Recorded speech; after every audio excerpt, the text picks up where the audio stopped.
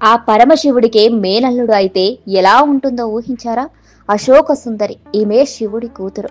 శివుడు కూతురైన అశోక సుందరిని చంద్రవంశానికి చెందిన నహుసుడు వివాహం చేసుకుంటాడు. అయితే స్వయాన ఆ పరమశివుడే తన మామయ్య అనే గర్వంతో నహుషుడు అగస్త్య మహర్షిని కాలుతో తంతాడు. అప్పుడు అగస్త్య మహర్షి కోపంతో నహుషుణ్ణి భూలోకంలో ఒక సర్పంగా జీవించమని శపిస్తాడు.